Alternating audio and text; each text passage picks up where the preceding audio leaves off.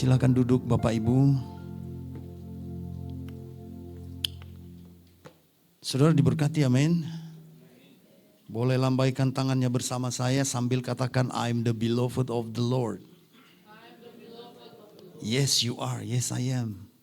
Kita adalah kekasih Tuhan yang diam di lereng-lereng gunungnya, di dadanya yang bidang dan hangat. Suara saya agak keren ya. Kalian setting ya. Iya, saya suka. Maksud saya kasih komplimen pada kalian. Puji Tuhan, terima kasih ya. Kita berusaha untuk membuat secara fisikal penampilan ibadah persekutuan kita ini baik. Karena memang ada 3 dimensi yang harus terpenuhi dalam hidup ini. Tubuh, jiwa, dan roh. Sama-sama katakan tubuh, jiwa, dan roh. Ya, Tuhan kasih semuanya buat kita. Tapi nanti dari yang ketiga ini, kita tahu yang terbaik dan yang menjadi hakikat kita adalah roh. Amin. Nah, tubuh kita ini harus diberi kebutuhannya. Jadi kalau kita mau memenuhi kebutuhan tubuh lewat ibadah kita, ya ruangan kita tata sebaik mungkin supaya paling tidak penglihatan kita nyaman ketika melihat semua penampilan yang ada di sini. Telinga kita mendengar sesuatu yang juga nyaman, ya. Kita ada di ruangan ber-AC, dingin, sejuk, supaya tubuh kita juga nyaman. Itu boleh. Kita berkreasi tentang itu semua dan Tuhan berikan hikmat kepada kita. Amin. Nah, kalau mau jiwa kita juga terpenuhi, ya, kita boleh mendengarkan musik, nyanyian, kita tata dengan baik. Ya. Kita buat sebagaimana jiwa kita bisa menerimanya. Karena itu kebutuhan jiwa. Suke, psikis kita. Tapi roh saya mau katakan pada saudara. Nah, kita levelnya harus sampai di sini. Jangan cuma di kedagingan dan di kejiwaan. Ya kan? Kalau kedagingan kita bisa sakit, jiwa kita bisa sakit juga. Roh kita menjadi target utama kita, amin. Roh kita ini yang harus dibenahi. Roh ini gak butuh itu semua yang saya sebut tadi itu. Dia bisa berdiri sendiri. Sekalipun fisik kita kacau balau, tidak ada yang dapat memenuhi, banyak tidak terpenuhi segala kebutuhan fisik kita. Dan jiwa kita juga gak terpenuhi, roh kita bisa berdiri sendiri. Kalau roh kita tetap intim dengan Tuhan. Jadi bukan hidup kita lagi yang dihidupkan di dalamnya, yaitu roh Tuhan, amin. Nah, kita harus di level itu. Makanya gak heran kalau gereja-gereja persekutuan hanya terus memberikan makan kepada kedagingan dan kejiwaan, tapi rohnya lemah. Nanti kalau ada masalah, cepat sekali komplain. Cepat sekali walk out. Cepat sekali live at growth. Ya kan? Nah itu dia. Nah sekarang saya mengucapkan terima kasih kepada The Voice of Zion ya. Luar biasa. Bagus kalian bikin Zion. Jangan The Voice of Sinai ya. Tapi Zion. Karena Sinai adalah gunung penghakiman penghukuman. Tapi Sion adalah gunung kasih karunia dan roh Allah. Amin. Karena di gunung Sion, di situ Yesus mengalami transfigurasi, bertemu dengan Musa dan Elia. Musa melambangkan representasi dari hukum Taurat. Elia melambangkan representasi dari para nabi. Tapi Tuhan bilang begini, ketika mereka datang dalam roh, mereka bertiga, suara terdengar. Apa suara yang terdengar? Hello? Gak ada yang tahu? Atau gak tahu cerita itu ada di mana? Yang pasti di Alkitab. Gak ada yang tahu, ada suara Tuhan datang ketika roh Elia dan roh Musa datang. Lalu tiba-tiba Petrus bilang begini, Guru, kita akan dirikan kemah. Betul? Kita akan dirikan kemah. Satu untuk Musa, Satu untuk Elia, satu untuk guru. Tiba-tiba suara datang. Inilah anakku yang kukasihi. Amin. Sama-sama katakan. Amin. Inilah anakku yang kukasihi. Kepadanyalah dengarkan dia. Amin. Dengarkanlah dia. Petrus berpikir secara wajar, dia bilang, ini kan 3 orang besar sudah datang nih. Ini kan ada 2, ada Musa nenek moyang mereka yang selalu mereka banggakan. Ini nabi yang sudah naik ke surga tanpa kematian. Ini harus dibuat kemah dan bisa join dengan ini guru kami. Petrus berusaha untuk menyatukan ketiganya. Tapi Allah punya rencana yang lain. Dia bilang, jangan satukan ketiganya. Kamu gak perlu lagi dengar mereka berdua. Karena mereka cuma hambaku. Tapi ini anakku. Dengarkanlah hanya dia. Sebab dari dia datang kasih karunia. Yang sepakat katakan amin. Yes. Jadi Petrus berusaha mencampur adukan antara kenabian, hukum Taurat, dan kasih karunia Allah. Gak bisa. Allah bilang cukup kasih karunia. Itu maksudnya. Jadi di Zion ada kasih karunia Tuhan. Itu sebabnya lagu tadi, I'm ready. Apa katanya? I'm ready. Hah? No. I'm ready to face the, apa katanya? The judgment. Saya mau tanya kepada kita semua. Kalau ada pernyataan seperti itu, sebetulnya kita mau katakan apa sebetulnya? Saya siap menghadapi penghakiman, hari penghakiman. Kan itu kalimat potongannya ya. Dan itu memang tema dari lagu itu, saya tahu lagu itu. Karena dalam lagu itu si penulis lagu mengatakan kita naik nanti chariot, kereta kuda berapi. Aku siap menghadapi penghakiman Tuhan. Pertanyaan, apa yang membuat kata-kata itu muncul? Karena kita layak menghadapi penghakiman Tuhan, sudah siap dihakimi oleh Tuhan. Karena kita siap dalam kekudusan dan kebenaran, atau karena memang Tuhan memaafkan dan mengampuni kita, memberi kasih karunia-Nya. Hello. Semua kalau kita katakan, aku siap Tuhan, Yesus datang. Karena menurut banyak orang percaya, Yesus datang nanti katanya mau menghakimi, menghukumi. Nah kalau dia datang, katakan dipakai pemikiran saudara, mau menghakimi dan menghukumi. Kita siap. Kita siap karena apa? Karena kita layak, karena kebenaran kita, karena kesalehan kita, atau karena kita tahu saya nggak layak. Nggak ada satupun yang dapat berdiri di hadapan penghakiman Allah. Tapi Allah menutupi semua masa laluku, keburukanku, tabiatku yang jelek dengan jubah kebenarannya yang suci dan mulia. Dan aku diluputkan dari penghakiman dan penghukuman. Yang mana yang saudara pilih? Yang pertama atau yang kedua? Yes. Harus di situ. Saya tanamkan ini terus menerus di dalam gereja ini. Supaya tak satupun kita jumawa, pongah, bangga. Kita pikir kita sanggup menghadapi penghakiman dan penghukuman Tuhan karena kita telah benar, layak. Enggak.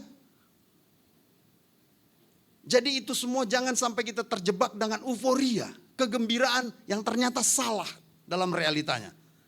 Kita ini menghadapi the judgment day nanti, kalaupun memang itu judgment day akan datang, bukan karena kelayakan kita. Bukan karena kita merasa sudah beres mengelola, menata hidup kita ini. Semua kita sepatutnya dibinasakan. Karena kita semua telah jatuh ke dalam dosa dan telah kehilangan kemuliaan Allah. Hanya kasih karunia Allah yang melayakkan kita untuk tetap dapat berdiri di hari penghakiman Allah. Amin. Nah itu sebabnya itu hal yang berbeda. Nanti itu akan mendikte hidup saudara. Konsepsi yang berbeda akan menghasilkan buah kehidupan yang berbeda. Yang sepakat katakan amin. Beri kemuliaan dulu bagi Tuhan. Beri tepuk tangan yang meriah Bapak Ibu. John boleh buka slide saya.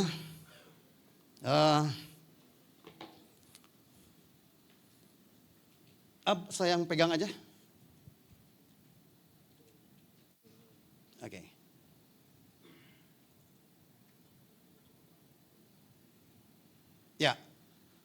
saya review sejenak. Karena setiap firman Tuhan yang saya sampaikan dari mimbar kehormatan ini selalu berkesinambungan, semuanya berkesinambungan. Seperti benang merah yang saya sebut dengan benang merah soteriologi, ilmu keselamatan. Bisa sur?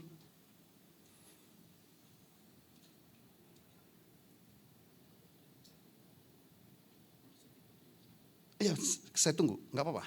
Ya, jadi kalau saudara baca Yohanes pasal 6, mulai dari ayat 1 sampai seterusnya, ya, saudara mendapati di situ Yesus memberi makan 5.000 orang laki-laki, yang terhitung laki-laki, dengan 5 roti dan 2 ikan. Dan mereka makan semua sampai kenyang, lalu sisanya 12 keranjang.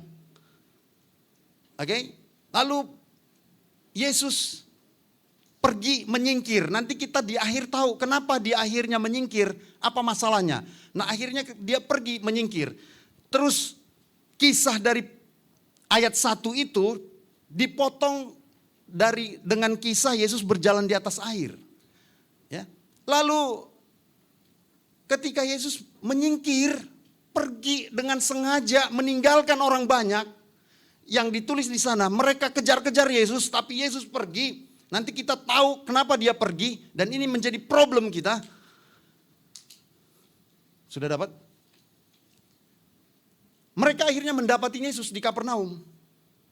Wah, dari mana aja guru sekarang kami dapati. Nah, Yesus ngomong seperti ini. Jadi mereka mencari-cari Yesus. Sejenak hilang karena barusan saja Yesus memberikan mereka makan kenyang, dan komuni yang pada waktu ada belasan ribu orang itu penuh dengan sukacita, damai, ketenangan. Mereka benar-benar semangat. Oke? Ya. Jadi inilah pencarian orang. Tapi tiba-tiba Yesus berbalik. Dia katakan, bukan karena kamu telah melihat tanda-tanda, melainkan karena kamu telah makan roti dan kenyang. Ini kemarin sudah saya terangkan. Lalu dia bilang begini, akulah roti hidup, tidak akan lapar lagi. Barang siapa datang padaku, ia tidak akan lapar lagi. Tidak akan haus lagi. Mendengar ini, orang banyak itu, orang banyak yang belasan ribu orang itu, karena mereka mau dalam perjalanan menuju Yerusalem, mau mengikuti ritual Paskah. Ya. Ketika dia bilang akulah roti hidup, mengalami cognitive dissonance, benturan akal sehat. Ada apa ini? Apakah ini sekedar kiasan, metafor, atau benar-beneran? Lalu Yesus melanjutkan lagi, bahwa katanya aku telah turun dari sorga. Ini membingungkan mereka. Nah, mereka bersungut-sungut karena mendengar itu. Karena perkataan itu nggak pernah diucapkan oleh rabi-rabi, oleh imam-imam. Bahkan oleh nabi-nabi sebelumnya. Ini baru Yesus. Lalu dia katakan, akulah roti yang telah turun dari sorga. Nah, semakin bertambah parah. Jadi saya potong-potong kisah itu sebetulnya orang Israel berdebat ya. Tapi saya nggak tulis apa perdebatannya, nanti saudara baca aja. Yang pasti mereka mencari tahu apa sih maksud Yesus. Nah, Yesus mencoba berbicara, mengungkapkan maksudnya. Tapi ketika dia ungkapkan semakin sulit dimengerti. Ya, akulah roti yang turun dari sorga, semakin sulit dimengerti. Lalu dia bilang lagi, sekali lagi akulah roti yang telah turun dari sorga. Ditambah lagi frasa ini, hidup selama-lamanya. Kuberikan itu ialah dagingku.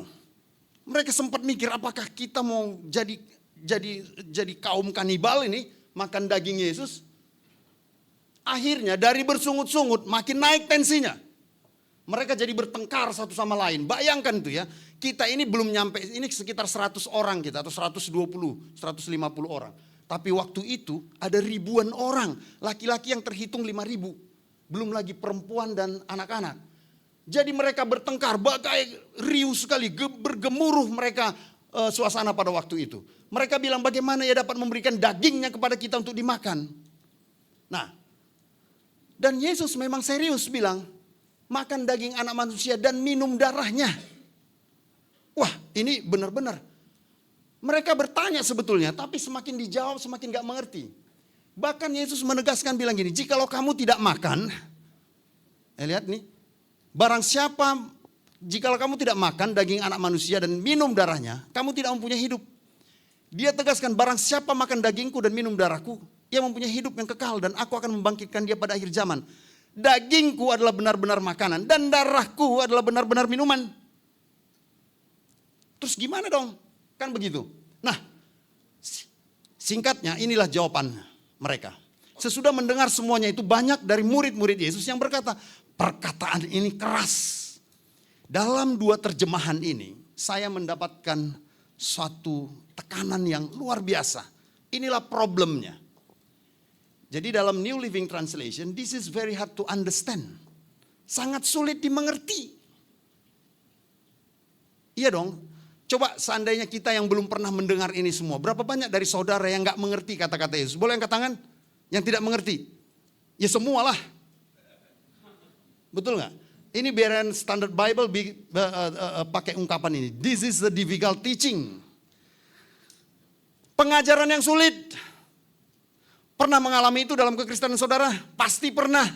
Terutama di TFC. Karena pendetanya mengajar kayak seorang dosen. Nah itu sebagian orang bilang. Bahkan di media sosial barusan dibilang, saya bukan cuma agak lain, tapi memang benar-benar lain. Barusan pagi ini di YouTube. Oke. Nah, ini problem kan? Problem kan? Nah, coba lihat ini. Puncaknya ayat 66 ini. Yuk sama-sama baca nih. Yang di saya stabilo kuning. 1, 2, 3. Mengundurkan diri dan tidak lagi mengikut dia. Tapi saudara pernah ketika dalam kebingungan, kesulitan untuk mencerna firman Tuhan, atau omongan seorang pendeta, seorang evangelis, atau satu pengajaran di atas mimbar, saudara pernah mundur? Boleh angkat tangan yang pernah mundur? Oh pernah mundur. Iya Pak Hendra ya, Vanes juga ya. Oke, good. Nah ini cukup kaya dia dalam frasa, dalam beberapa terjemahan. Turn back and no longer follow him. Enggak lagi ngikutin dia, enggak jadi pengikut Kristus, enggak jadi pengikut Yesus. Sekarang ada fenomena di sosial media, wah viral. Banyak yang murtad dari kekristenan. Direspon dari berbagai kalangan ya. Pendeta-pendeta sebagian ada yang marah, ada yang menghujat, macam-macam. Sampai akhirnya diviral-viralkan. Kemarin saya lihat ada pendeta yang sangat terkenal itu, yang ganteng tuh dari sana itu, juga dia bikin parodi tentang kemurtadan ini. Tapi sebagian memang bilang bahwa kekristenan itu karena mereka nggak ngerti. Nah akhirnya ya ini mereka mengalami ini. Mengundurkan diri dan tidak lagi mengikut dia. Turn back, mundur dan nggak menjadi pengikutnya lagi. Turn away and deserted. Turn away ini apa nih? Pergi menjauh, and deserted, menyepi. Kalau ini mungkin Laelisa ini. Mana dia? Turn away and deserted, menyepi, bermeditasi. Kalau ini yang terjadi, masih ada harapan. No longer walk with him. Nggak mau lagi berjalan bersama dia. Betul? Banyak seperti itu. No longer accompanied him. Apa ini? Nggak lagi berteman. Ini yang terjadi. Nah, sekarang saya cuma mau bilang begini. Yesus teladan sejati kita bukan? Yang sepakat katakan amin. Yesus adalah manusia sempurna di mata kita bukan? Dia guru besar sejati kita bukan? Di satu masa dia pernah melakukan ini. Membuat, coba perhatikan, banyak. Ini seberapa banyak? Itu Candy tahu nggak seberapa banyak? Serius nih, banyak nih. Yang pasti tinggal hanya 120 orang sampai Yesus naik ke sorga. Hanya 120 orang di Yerusalem menerima roh yang dijanjikan. Enggak, satu pun enggak ada yang berani ikut dia lagi. Hanya 120 orang dari belasan ribu. Karena 5.000 orang laki-laki. Yang dicatat laki-laki itu berumur 21 tahun ke atas. Udah pasti menikah itu. Kalau mereka punya istri satu orang, ya memang iyalah. 10.000. Punya anak satu 15.000. Belum lagi setelah lewat dari peristiwa ini. Banyak sekali orang mengikuti Yesus. Tapi inilah yang terjadi. Dia guru besar kita. Dia teladan kita. Tapi di satu fase dalam kekristenan ini, dalam keagamaan kita, dalam perjalanan iman kita, guru besar kita pernah lakukan ini.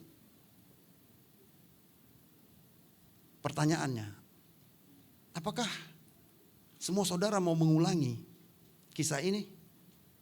Hanya karena mendengar sesuatu yang saudara kurang mengerti, rohmu gak menangkapnya dan saudara turn away, not follow him anymore, no longer work with him, turn back, murtad, keluar dari gereja, keluar dari agama Kristen, dan sudah tidak beriman lagi. Lihat nih, Yesus yang di dalam hatinya tahu bahwa murid-muridnya bersungut-sungut tentang itu, berkata pada mereka, adakah perkataanmu itu menggoncangkan imanmu? Dengar nih, kalau tadi orang banyak, betul? Ini sekarang ternyata murid-muridnya yang 12 itu pun bersungut-sungut. Cuma belum sampai marah aja nih mereka. Ternyata mereka pun yang baru beberapa bulan ikut bersama Yesus mengalami cognitive dissonance. Benturan akal sehat, gak ngerti atau bingung. Adakah perkataan ini menggoncangkan imanmu? Nah ini kaya sekali, jarang sekali ungkapan-ungkapan di Alkitab yang diterjemahkan berbeda-beda oleh setiap Bible translation ya. Ini kaya sekali. Coba lihat ini. Does this shock you? Kamu kaget? Kaget. Gitu ya. Does this soften you? Apa kamu tersakiti? Tersakiti pendeta. Sakit pendeta. Ditunjuk-tunjuk nih ulu hatinya. Sakit padahal kena mah dia sebetulnya. Sakit. Kayak dalam banget. Dalam nih. Pendeta ngomong begitu. Dalam. Does this cause you stumble? Jadi tersandung. Jadi batu sandungan. Does this suffer you? Tergeletak. Padahal pemazmur bilang orang benar jalan. Dia boleh jatuh tapi tidak tergeletak. Tergeletak dia. So this upset you? Apa bikin kamu marah? Does this make you want to give up? Menyerah. Kemarin saya bilang, saya ulangi lagi sekarang. Sebetulnya problem ini, roh yang seperti ini bukan hanya terjadi di dalam gereja. Karena salah mengerti atau tidak, atau belum memahami atau tidak mengerti perkataan-perkataan dari para pemuka agama. Saya mau katakan di dalam rumah tangga kita, di tempat kita bekerja, dan sosialita kita yang lain pun ini terjadi. Betul? Kadang-kadang apa penyebabnya? Tiba-tiba kita gampang aja minta cerai sama suami. Atau tiba-tiba pergi keluar rumah, belum pulang-pulang. Karena kita gak ngerti. Saya mau katakan hampir seumur hidup kita gak ada yang tamat mengerti pasangannya. Tapi lama-lama mengerti. Saya sering sekali akhirnya ngomong begini, lama-lama aku kenal dia. Dia pun demikian juga kepada saya. Karena udah beberapa kali terjadi, oh iya, oh sifat suamiku begini, oh sifat istriku begini, oh yang gak istriku suka itu begini. Kita diajak bertumbuh nih. Nah, kita mungkin mengalami roh seperti ini setiap hari. Tapi saya mau katakan, jangan seperti ini. Karena ini fatal. Amin. Jangan berhenti. Nah ini kalau dalam terjemahan bahasa Indonesia, ada banyak sekarang Alkitab bahasa Indonesia. Semuanya beda-beda. Luar biasa ini, kaya sekali ungkapan ini. Tersinggung, gak senang, tidak mau percaya lagi, menjadi ragu, kesal hati, kecewa dan menolak. Laki-laki, para bapak, pria kalau udah kecewa, ke cewek. Hati-hati. Kecewa sama pasangannya, ke cewek dia. Saya mau katakan pada saudara, ini nih. Pernah tersinggung karena kita nggak mengerti suatu kondisi, suatu keadaan, suatu perkataan yang keluar dari seseorang. Pernah? Ya pernah. Kita nggak senang. Ini saya mau katakan, tapi jangan sampai ke sini. Kenapa? Nanti kita lihat. Jangan sampai begini. Di grup karena ada sesuatu yang dibaca gitu ya di grup WA, nggak ngerti. Ya beda selera, baby boomers dengan anak-anak milenial. Ngomongin apa gitu. Anak milenial ngirimin lagu Peter Pan, baby boomers ngirimin lagu Brori Peso 5. Semangka berdaun sirih. Iya kan? Nggak ngerti. Ya kan? Kita punya kesenjangan yang kadang-kadang begitu jauh.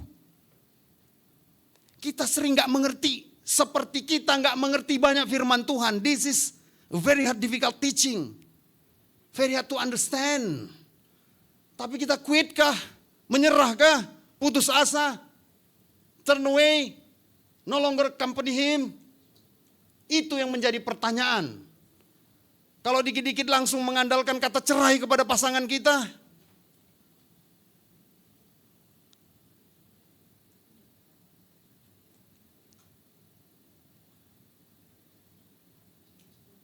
Ini yang tadi. Tadi sudah bagus. Nah, kemarin sudah saya terangkan. Singkat cerita, ini. Yesus 2 kali memberi makan multitude. Orang banyak yang ribuan jumlahnya. Yang satu dengan 5 roti dan 2 ikan, yang satu dengan 7 roti dan 4 ikan. Yang satu 5.000, yang satu 4.000. Nah, tentang roti. Nah ini, singkat cerita ini begini. Waktu mereka ngomongin roti, Yesus ngomongin roti dan murid-murid ngomongin roti. Ini. Sebab sesudah peristiwa roti itu mereka belum juga mengerti. Bayangkan kata mengerti diulang-ulang dan hati mereka tetap degil. Rupanya paralel mengerti dengan degil. Belum jugakah kamu paham dan mengerti, telah degilkah hatimu? Yang pada kali kedua Yesus sempat singgung ragi orang Farisi, hati-hati ya. Ragi Herodes, hati-hati ya. Mereka pikir Yesus berbicara tentang roti. Ya karena roti ini selalu bersama dengan ragi. Bersama dengan ragi. Nah ternyata apa? Barulah mereka mengerti. Kapan mereka mengerti? 1 tahun kemudian, lebih. Barulah mereka mengerti bahwa bukan maksudnya supaya mereka waspada terhadap roti, melainkan terhadap ajaran orang Farisi dan Saduki. Jadi roti yang dimaksud Yesus dalam setiap perkataannya bukan sekadar roti fisik yang untuk dimakan mengenyangkan kedagingan kita. Tapi roti yang dimaksud Yesus selalu begitu. Dia sering mengambil hal-hal fisik yang dapat diverifikasi oleh panca indera kita. Ketika dia berbicara tentang anggur, dia nggak sekedar berbicara tentang tandan anggur yang manis, kecut buahnya, yang merah dan hitam, bukan itu. Tapi dia berbicara tentang darahnya. Ketika dia berbicara tentang ilalang dan gandum, dia bukan bicara soal ilalang gandum yang ada di tanah itu. Dia berbicara tentang bagaimana penghakiman, penghukuman yang orang baik dan orang jahat dipisahkan. Ketika dia berbicara tentang roti juga, dia berbicara tentang suatu makna yang lebih dalam daripada wujud fisiknya. Sama-sama katakan wujud fisik. Yesus selalu berbicara sampai ke dimensi roh. Amin. Perhatikan ini. Jadi barulah mereka mengerti bahwa yang dimaksud Yesus dengan roti adalah ajaran orang Farisi dan Saduki. Nah, perhatikan ini saudara. Ini pernah Yesus katakan waktu dia dicobai oleh iblis. Manusia hidup bukan dari roti saja, tapi dari setiap apa? Jadi firman Allah sama dengan ajaran. Firman yang keluar dari mulut Allah itu sama dengan roti. Roti mengenyangkan daging, tapi firman mengenyangkan jiwa dan roh kita. Yang sepakat katakan amin. Ini dikutip Yesus dari Ulangan pasal yang ke-6. Ini ceritanya. Waktu Yesus berdialog tentang mana. Ini ada dalam cerita itu, dalam Yohanes pasal 6 itu. Mereka bangga-banggakan Musa yang memberikan mereka mana. Tapi coba lihat ini. Ini jelas Allah yang bilang ini. Jadi ia merendahkan hatimu, membiarkan engkau lapar dan memberi engkau makan mana yang tidak kau kenal dan yang tidak juga dikenal oleh nenek moyangmu, membuat engkau mengerti. Perhatikan, kata mengerti. Bahwa manusia hidup bukan dari roti saja, tapi manusia hidup dari segala, sama-sama ucapkan, yang diucapkan Tuhan. Firman-Nya. Jadi kalau Yesus bilang, makanlah dagingku karena dagingku benar-benar roti. Makanlah darahku karena darahku benar-benar anggur, benar-benar minuman. Apa maksudnya? Maksudnya adalah ajarannya, firman-Nya. Menyatulah di dalam dirimu karena dia akan mengerjakan segalanya bagimu. Ini pernah seperti ini, beberapa kali ini peristiwa saya lewatkan aja. Bahwa murid-murid ketika Yesus bicara nggak ngerti pada waktu itu. Tapi nanti 3 tahun kemudian baru ngerti, beberapa bulan kemudian baru ngerti. Jadi ternyata proses seseorang memahami firman Tuhan, bahkan untuk mengimaninya ada. Amin. Oke. Nah, yang ditaburkan, Nas, perhatikan ini. Ini ada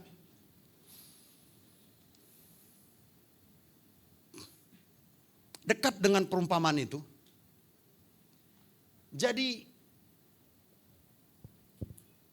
potensi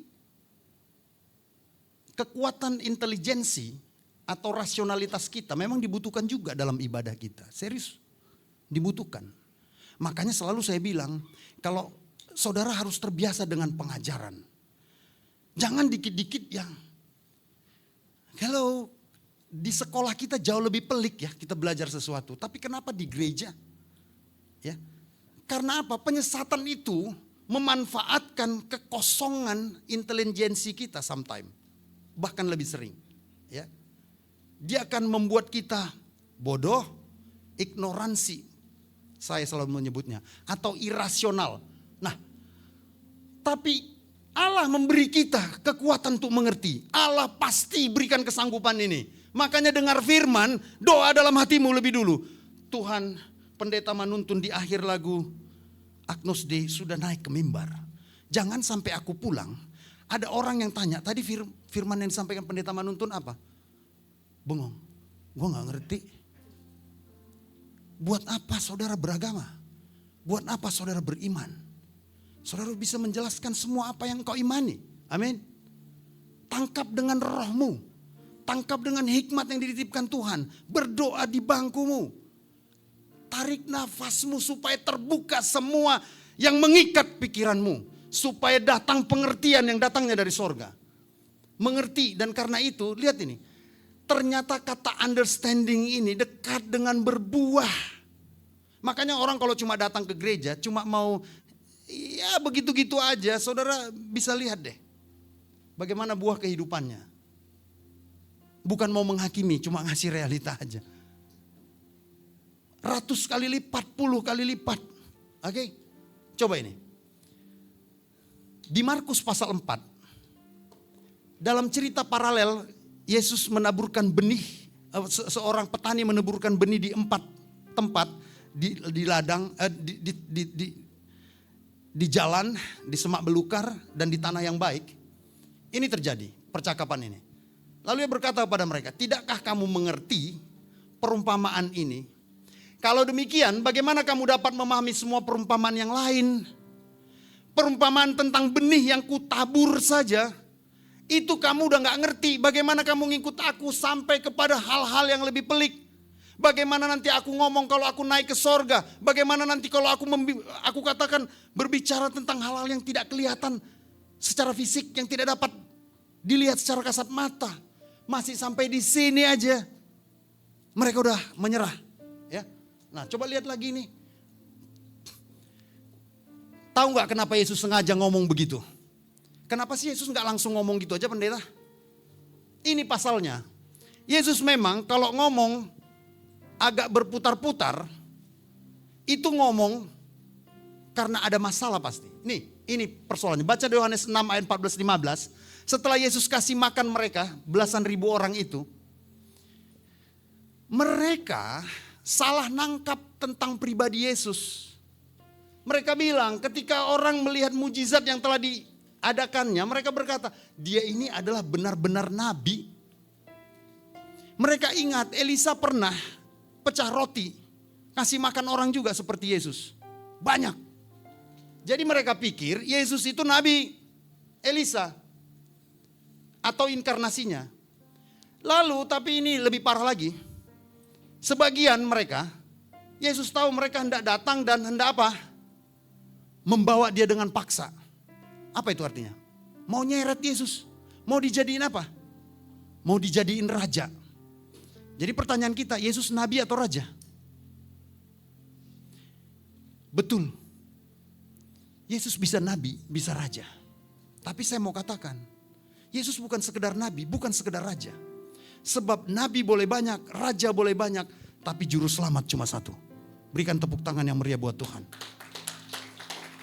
Yesus mau mereka mengerti tanda-tanda mujizatnya itu bukan untuk membuat mereka makan kenyang doang dan memenuhi segala kebutuhan fisik mereka. Mereka harus tiba mengerti bahwa dialah yang dijanjikan Allah selama ribuan tahun oleh nenek moyang mereka, yang terus mereka upayakan dalam ibadah-ibadah mereka.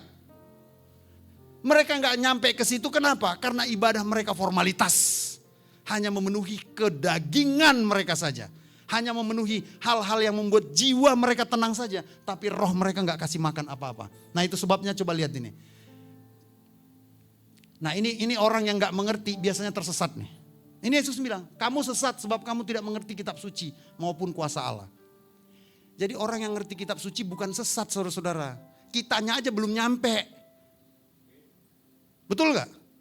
Saya kenyang nih diginiin dari 20 tahun yang lalu. 1 tahun baru di Jakarta, disalah tafsir begini nih. Mereka belum duduk, ngobrol dekat, mari masih dengar satu kata. Nah itu sebabnya banyak yang dengar short video, banyak yang kebakaran jenggot.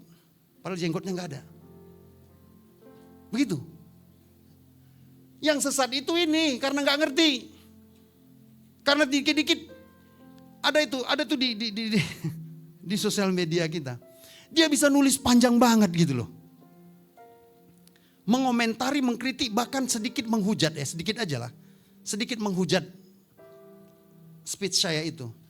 Saya bilang pendeta Tulus, suruh dia tonton video utuhnya. Kalau dia bisa berusaha menulis, dia butuh waktu kan menulis panjang lebar. Dia juga pasti punya waktu juga untuk nonton video itu dengan utuh. Betul gak? Itu aja, jangan jawab di situ. Jangan kasih jawab. Karena nanti terjadi seperti orang Israel. Mereka dikasih tahu juga nggak akan bakal tahu. Nah ini. Itu sebabnya, tapi dengar. Kekristenan bukan understanding doang. Kekristenan bukan masalah intelijensi ataupun intelektualitas. Kalau enggak nanti hanya orang-orang pintar yang ada di gereja. Saya mau katakan semua diselamatkan oleh Allah. Baik orang yang terlahir pintar maupun orang yang terlahir tidak pintar. Berapa banyak yang tidak pintar di sini angkat tangan? Enggak ada yang ngaku. No. Saya bercanda. Kabar baiknya, kekristenan bukan isinya orang-orang pintar intelektual. Orang-orang yang berasional. Orang-orang yang pintar sekali membuat retorika. No. Ini nih, karena ini dimensi roh. Di dimensi roh semua orang jadi bodoh.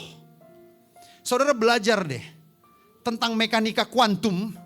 Semua jadi bodoh di situ. Semua saintis itu kan hebat-hebat di seluruh dunia. Tapi jadi bodoh mereka. Karena apa? Di situ tentang yang namanya empirisme. Segala sesuatu yang bisa ditafsir oleh panca indera kita. Enggak ada sama sekali di situ. Kebalik-balik, semua kebalik-balik. Alam gaib, alam roh itu memang bukan tempatnya fisik, ruang, waktu dan materi. Enggak ada di situ. Itu sebabnya kita katakan mukjizat. Itu sebabnya kita katakan gaib. Nah bersama Tuhan memang akan mengalami hal semacam ini. Serius. Nah di sini klimaksnya. Karena apa? Kemarin saya sudah terangkan bahwa hakikat kita sebetulnya adalah roh yang tinggal di dalam jasad. Yang sepakat katakan amin. Jadi identitas kita identitas roh. Yesus mau menaikkan kita sampai ke level ini. Yesus sesungguhnya mau memulihkan kita, citra kita yang semula. Kita itu roh. Oke? Jadi perkataan-perkataan yang kukatakan kepadamu adalah roh. Itu sebabnya bisa dia bilang, makanlah dagingku. Karena dagingku ini benar-benar makanan. Karena makanannya makanan roh. Tadi kita bilang bahwa roti itu adalah ajaran, perkataan Allah. Jadi perkataan-perkataan yang kukatakan kepadamu adalah roh dan hidup. Ayat 64, coba ini problemnya saudara. Kenapa kok jadi banyak banget itu? Kok jadi banyak banget yang meninggalkan Yesus? Apa Yesus gagal? Sepertinya belum ada pendeta di dunia ini yang jemaatnya murtad 95%. Gara-gara firman Tuhan, gara-gara khotbahnya. Tapi kok Yesus ngalami itu ya pendeta? Iya, 95% murtad tuh. Gagalkah Yesus? Ini. Kalaupun kita bilang pakai sudut pandang gagal, inilah penyebabnya. Tapi di antaramu, arti di antaramu apa artinya? Apa artinya? Enggak semua kamu. Serius. Bahkan kadang just a few. Just a few of you. Hanya sedikit di antaramu. Ini nih. Ada yang gak percaya. Tetapi ketidakpercayaannya itu menular. Orang-orang yang tidak percaya biasanya itu provokatif. Membesar-besarkan masalah yang memang gak ada masalah. Yang kecil digedein, yang gak ada diadain. Coba lihat semua orang yang ada di gereja yang troublemaker. Itu bukan sebetulnya troublemaker mereka. Jadi pendeta capek-capek menyelesaikan masalahnya. Bukan itu masalahnya. Masalahnya ini, inside of them. Deep inside of them. Sesuatu yang ada di kedalaman batin dan jiwa mereka. Ini yang gak ada. Wah, mereka itu luar biasa. Provokasinya luar biasa. Padahal kita masih mau belajar, tapi dia bisik-bisik nanti. Mana tuh pendeta, udah gak benar tuh, gak jelas tuh. Ini sesat tuh, gak sesuai tuh. Dengan ini, dengan itu, dengan itu. Gak sesuai dengan 28 doktrin katanya. Nah ini saya ngomong di video. Padahal pendeta gak ngomongin doktrin. Pendeta gak ngomongin dogma agama atau dogma gereja. Pendeta ngomongin dogma Alkitab. Udah saya jelasin ya sama saudara, udah jelas kemarin ya, clear ya. Ajaran Alkitab dengan ajaran agama atau ajaran gereja itu beda. Beda. Kalau ajaran gereja ya rawat. Saya gak pernah ngulik ajaran gereja. Gak pernah. Gak pernah saya komentari, kritiki, gak ada. Saya berbicara tentang ajaran Alkitab. Alkitab milik semua orang. Tetapi dogma hanya milik gereja. Sama-sama katakan dogma milik gereja. Alkitab milik semua orang. Yes, itu dia. Tapi orang langsung tuh, tuduh sana, tuduh sini. Coba ini. Itu di kisah itu ya, yang paralel. Kisah tentang Yesus menabur benih. Petani menabur benih. Tidakkah kamu mengerti perumpamaan ini? Kalau demikian bagaimana kamu dapat memahami semua perumpamaan yang lain? Inilah dia jawabnya. Inilah arti perumpamaan itu. Benih itu ialah firman. Sama-sama katakan benih itu ialah firman.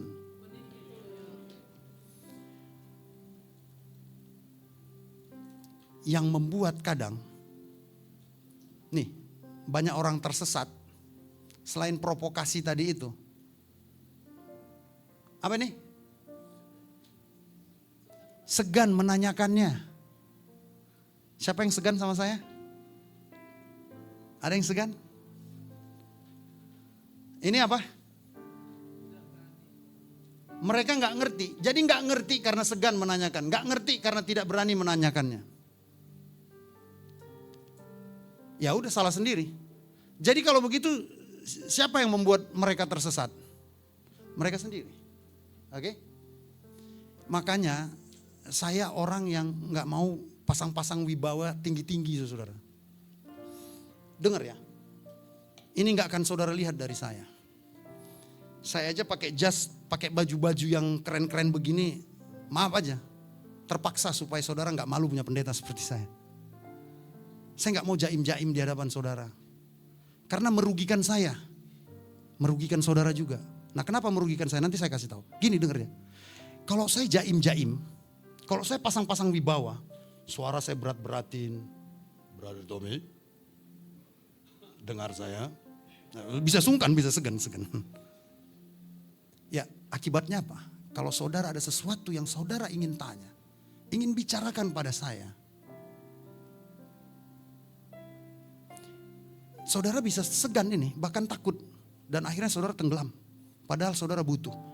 Khususnya dengar ya.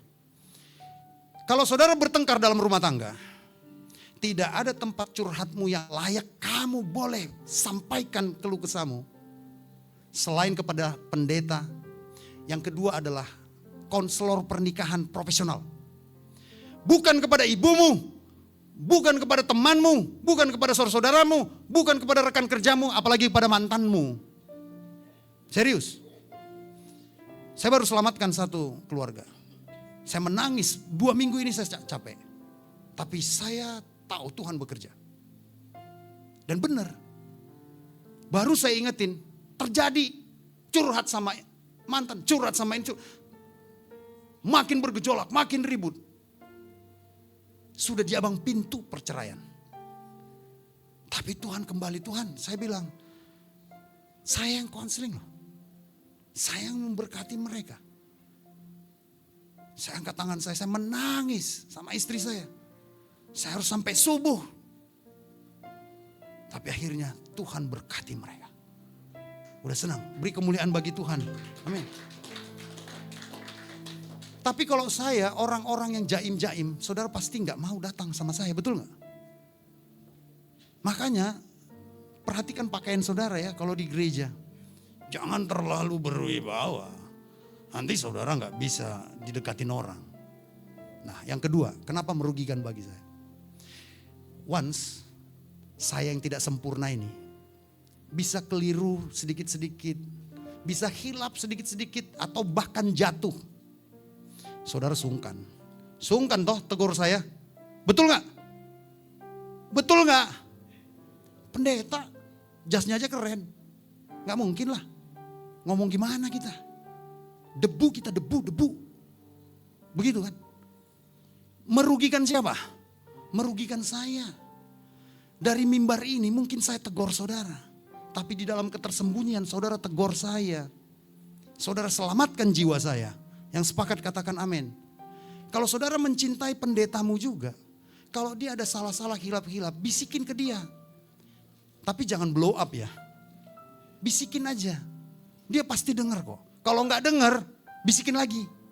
Kalau nggak dengar lagi, kencengin dikit suaranya. Gitu. Kalau nggak dengar lagi, panggil temannya. Panggil teman satu orang untuk jadi saksi. Begitu. Bikin kita seperti seorang yang disegani dan ditakuti. Ya gini jadinya. Yesus makanya dia tidak pakai pakaian yang mewah-mewah. Kecuali pada waktu dia mau mati. Sengaja supaya kain linen itu dibagi 4. Karena ternyata ada nubuatan tentang itu. Dalam Zakaria. Dia pakai pakaian biasa. Banyak orang yang kasih kain linen tua. Kain kermizi. Kain-kain mewah. Tapi dia gak pakai. Nah, coba lihat ini saudara. Di sini, ini bagian yang terakhir ya. Sebetulnya saya, oke. Ini diucapkan perumpamaan ini. Nah ini. Itulah sebabnya mengapa engkau berkata-kata kepada mereka dalam perumpamaan. Supaya saudara tahu Yesus memakai perumpamaan. Yesus harus merendahkan intelektualitasnya sometimes. Supaya orang, karena mereka terikat oleh hukum Taurat. Dan ibadah yang formalitas, yang kaku, yang kering, tanpa roh. Mereka jadi gak mengerti tentang hal-hal roh. Bayangkan guru besarnya seperti Nikodemus. Yesus ngomong tentang kelahiran kembali. Bengong gini. You are a great teacher in Israel and you don't know this. Katanya kepada Nikodemus. Guru besar. Gak ngerti tentang alam roh. Itu sebabnya Yesus pakai perumpamaan-perumpamaan. Kelak dari perumpamaan ini, dari masalah fisik ini. Yesus memberi makna spiritual. Roh, ruah, pneuma. Yang bisa sampai menembus daging dan jiwa kita. Amin. Nah ini. Nah di sini cuma inilah masalahnya. Itulah sebabnya aku berkata-kata dalam perumpamaan kepada mereka. Kenapa? Karena udah terlalu bebal nih bangsa. Sekalipun mereka melihat, mereka gak lihat. Sekalipun mendengar, mereka gak mendengar. Jadi suatu saat gak disalahkan lagi. Apakah kamu sudah turun ke paling rendah dimensi mereka, level mereka? Sudah kata Tuhan. Aku sudah mengajar mereka. Tapi mereka tetap begitu. Melihat tapi gak melihat. Mendengar tapi gak mendengar. Akhirnya apa? Memang bukan Tuhan yang menolak mereka. Mereka lah yang menolak Tuhan. Nggak heran Yesus disalibkan. Ini ada satu. Jadi kalau saudara tahu college, kampus ternama di Amerika. Itu jangan sebut Harvard, Oxford dan lain-lainnya. Ini ternyata saudara. Ini Rochester Institute of Technology. Itu di gerbangnya. Mereka menjadi prinsip kampus ini. Menjadi slogan mereka. The question is more important than the answer. Amin. Pertanyaan lebih penting daripada jawaban. Tapi saya tutup dulu sampai di sini. Karena kita mau belajar ini sebetulnya. Minggu depan kita akan melihat ini. Tapi saya mau katakan kepada saudara bagian yang ini aja nih. Nih. Ini kita harus belajar ini. Saya mau terangkan ini sebetulnya. Ini penting banget buat kita. Kenapa? Saya benar-benar akhirnya terharu menangis tapi bahagia ketika kembali meneliti firman Tuhan ini. Para pakar, mereka nggak sengaja ambil dari Alkitab, bukan dari Alkitab, tapi ternyata penelitian mereka seperti yang dibuat oleh Benjamin Franklin ini. Ini untuk dunia pendidikan. Ternyata sama seperti yang cara Yesus atau Tuhan mengajar. Ya, ini juga ada dunia pendidikan, pedagogi, andragogi dan heutagogi. Ini apa? Sudah saya bahas sebetulnya di podcast saya sekitar 3 Kamis lalu ya Yoni. Nah, tapi saya mau katakan kepada saudara ini nih. Kenapa bisa begitu? Ini 2 Timotius 3:16. Mungkin saudara belum pernah tahu ini. Ini bahasa Indonesianya segala tulisan yang diilhamkan oleh Allah. Diilhamkan saudara pasti nggak pernah ngulik tuh. Kata diilhamkan ini dari kata God breathed. Nafas Allah. Jadi jangan main-main dengan firman Tuhan ya. Semua terjemahan nih, God breath. Kalau saudara dengar firman, kalau roh saudara menangkapnya, kenapa saudara berubah? Saudara diberkati, saudara dilepaskan, saudara akan dibuat naik kepada tingkat-tingkat kemuliaan. Karena ternyata itu nafas Tuhan. Berpadu dengan nafas kita. Artinya roh Tuhan menyatu dengan roh kita. Dan roh Allah mengeram di dalam roh kita. Membuat kita berbuah. Berpuluh-puluh kali lipat, beratus-ratus kali lipat. Hidup kita berkualitas. Dan jangan heran kenapa orang-orang yang intim dengan firman Tuhan. Saya mau katakan intim beneran ya. Bukan pura-pura intim. Akan diberkati dalam segala kelimpahan. Hidupnya tidak pernah ada kekhawatiran. Dia tahu Tuhan menyediakan karena alam roh yang berbicara kepadanya. Hari ini saya mau katakan kepada saudara, yuk cara belajar firman Tuhannya diperbaiki ya. Kita bangga katanya orang Advent di dunia dari seluruh denominasi Kristen katanya yang paling rajin baca Alkitab. Nah ini nanti kita sampai kepada Benjamin Franklin itu. Taksonomi Bloom. Kita baca atau sampai di level merenungkan. Kita reading atau contemplating. Nanti minggu depan saudara datang lagi. Kita akan melihat kebenaran firman Tuhan yang ternyata alay mempraktekkannya. Itu sebabnya kita gini-gini aja. Seperti apa sih maksud pendeta kita gini-gini aja? Emangnya kita akan jadi apa kalau kita... Oh.